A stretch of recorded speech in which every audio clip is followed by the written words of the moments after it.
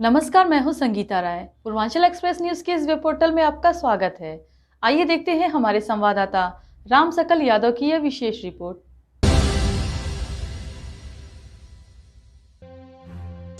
आजमगढ़ के अतरौलिया क्षेत्र के सेनपुर में समाजवादी पार्टी के राष्ट्रीय अध्यक्ष व पूर्व मुख्यमंत्री अखिलेश यादव पार्टी के राष्ट्रीय महासचिव और पूर्व मंत्री बलराम यादव के आवास पर शनिवार के दिन में पहुंचे। अखिलेश यादव 5 दिन पूर्व बलराम यादव की पत्नी लली देवी के निधन पर शोकाकुल परिवार को सांत्वना जताने घर पहुंचे थे। सेनपुर स्थित आवास पर श्रद्धांजलि कार्यक्रम रखा गया था, जहां स्वर्गीय लली देवी के चित्र पर उन्होंने श्रद्धा सुमन अर्पित किया। मीडिया से बातचीत करते हुए सपा के राष्ट्रीय अध्यक्ष अखिलेश यादव ने भारतीय जनता पार्टी पर जमकर हमला बोला। उन्होंने कहा कि सदन में सरकार जवाब के साथ नहीं आती है। विपक्ष सवाल करता है तो विपक्ष के सवाल का जवाब सरकार के पास नहीं है। बीजेपी को महंगाई से कोई फर्क नहीं पड़ता। बीजेपी को उनके सबसे करीबी मित्र विश्व के नंबर 2 से कहां पहुंच गए, इससे भी फर्क नहीं पड़ता। अदानी का नाम लिए बगैर उन्होंने कहा कि 20 लाख करोड़ डूब गया, सरकारी संस्थाओं का पैसा डूब गया। सरकार जनता के दुख दर्द को नहीं समझ रही, समाज में खाई पैदा कर रही है। उन्होंने कहा कि विपक्ष के सवालों का जवाब दिए बगैर सदन बंद कर दिया गया और बहुत कुछ कहा। आइए सुनते हैं अखिलेश यादव की जुबानी। पार्टी और गठबंधन मिलकर के 80 की 80 सीटें लड़ेगा। अभी भारतीय जनता पार्टी ने जो हार देखी है, मैनपुरी में जो हार हुई है, वो अभी तक आकलन नहीं कर पाए कि इतना बुरा क्यों हारे। और बुरा इसलिए हारे कि महंगाई का इनके पास जवाब नहीं है, बेरोजगारी का जवाब इनके पास नहीं है, किसान की आय दोगुनी का जवाब नहीं है, और जो सुविधाएं जनता को मिलनी चाहिए, चाहे स्वास्थ्य की हो चाहे अन्य विभाग की, वो कोई सेवा नहीं दे पा रही। मैं नौजवानों से अपील करूंगा, भारतीय जनता पार्टी से नौकरी और रोजगार की उम्मीद करना छोड़ दें। 2024 में इनको सबक सिखाएं, वरना अग्निवीर जैसी आधी अधूरी नौकरी मिलेगी।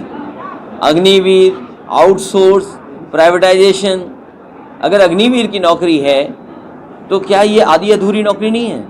हमारा नौजवान वर्दी पहन करके देश की सेवा करना चाहता है और पक्की नौकरी चाहता है, लेकिन अग्निवीर से नौकरी पक्की नहीं मिल रही है, आउटसोर्स से नौकरी पक्की नहीं है, प्राइवेटाइजेशन से नौकरी पक्की नहीं है। तो नौजवानों को एक होकर करके देश को बचाने के लिए, समाज को बचाने के लिए भारतीय जनता पार्टी को हटाना होगा। अखिलेश जी के बारे में तो ये कहा गया कि कभी फुलटास को यारकर बन जाती है, कभी यारकर को आप फुलटास करके मार देते हैं। आप समझ रहे हैं मैं क्या कर रहा हूँ? देखिए, इस तरीके की चीजें क्यों आ रही हैं? ये बात मैंने इसलिए कहा था मुख्यमंत्री जी की आंखें खोलने के लिए। शपथ उन्हें लेनी है तो वो उसी स्टेडियम में जा रहे हैं। अभी उन्होंने स्टेडियम में मैच देखने के लिए उसी में गए। वो मैंने कहा कम से कम गोरखपुर में बनवा लेते, बनारस में बना देते।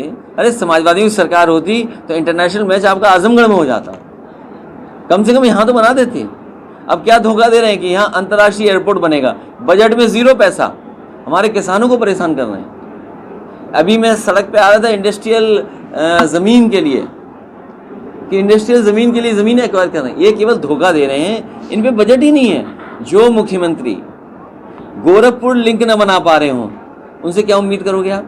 ये गोरखपुर लिंक तो आपके बगल में है, ये फैजाबाद वाली सड़क भी तो देख रहे हो कितने दिन से बन रही है, और क्वालिटी इतनी खराब है, अब मत पूछिए उसके लिए। हमारे ये था सर भैया, वो क्रिकेट की बॉल को लेके कि वो उनका ये कहना था कि वो समझ नहीं आती है, जो फुलटास के उसको यारकर बना देती है, जो यारकर है वो फुलटास हो जाती है, या बोल्ड हो जाती है। मेरे पत्रकार साथी, बीजेपी वाले कुछ नहीं करते हैं, तुम्हें भी धोखा दे रहे हैं। जिस बीजेपी वाले ने बताया वो धोखा दे रहा है तुम्हें। सड़क अच्छी नहीं है, और जिस गुणवत्ता के साथ, जिस क्वालिटी के साथ सड़क बनानी चाहिए थी वो नहीं बनाई। आरसीसी की तो सड़क बिल्कुल बर्बाद कर दी। मैंने कई बार कहा ये आरसीसी की सड़क बिल्कुल क्वालिटी में ख़राब है, और पूर्वांचल एक्सप्रेसवे की जो क्वालिटी होनी चाहिए थी, जितना मीडियम चौड़ा होना चाहिए था डिवाइडर, वो मानकों से 40 में 56, उसका जवाब नहीं।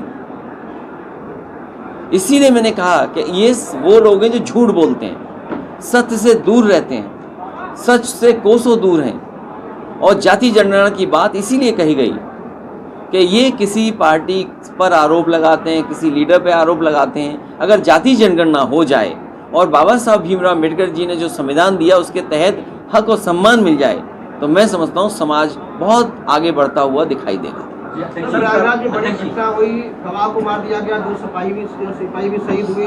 भाजपा सीधे आरोप समाजवादी पार्टी पे लगा रही है। देखिए, भारतीय जनता पार्टी को ये बताना चाहिए कि सुरक्षा के समय पर उन्होंने जो जांच की थी वो जिम्मेदारी किसकी थी? इंटेलिजेंस फेलियर है। किसी को गनर ऐसे नहीं दिए जाते हैं।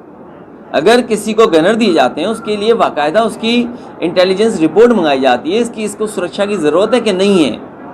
विपक्ष के लोग सुरक्षा नहीं देते हैं। सरकार सुरक्षा की जिम्मेदार है। सरकार की जिम्मेदारी सुरक्षा देना है और एक आम नागरिक को सुरक्षा देना, और तब जब उसकी रिपोर्ट ये रही होगी कि उसको सुरक्षा की ज़रूरत है और वो बीजेपी का सदस्य था, आखिरकार कैसे मारा गया?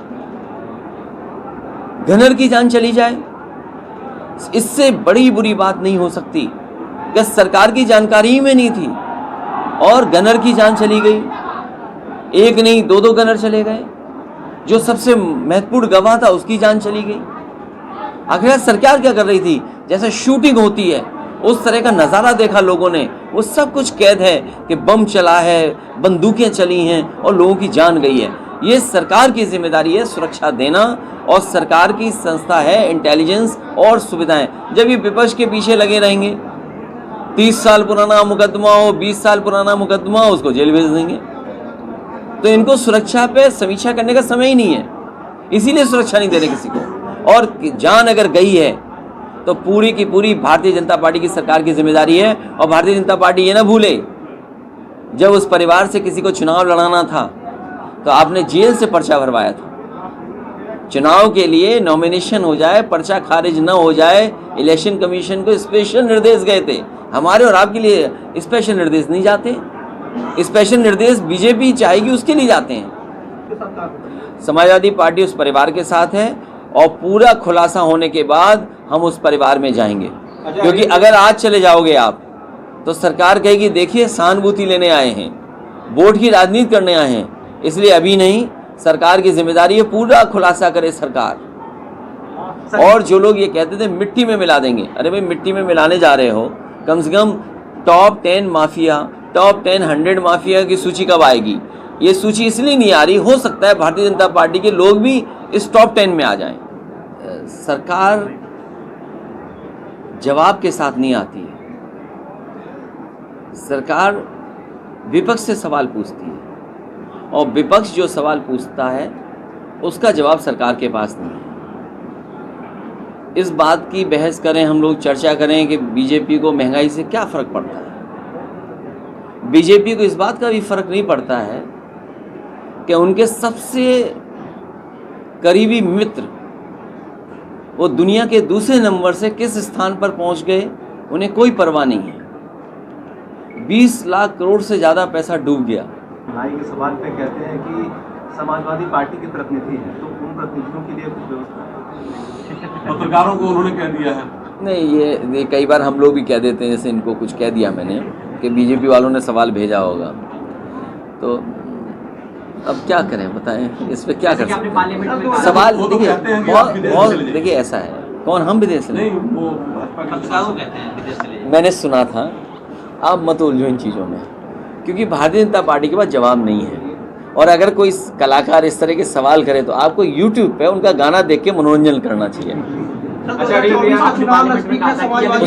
उसमें आपको बुरा नहीं मानना चाहिए। केवल YouTube खोलिए, उनका कोई गाना देख लीजिए, सुन लीजिए, तो आपका माइंड फ्रेश हो जाएगा, जिससे कि आप नाराज़ नहीं होगे उनसे।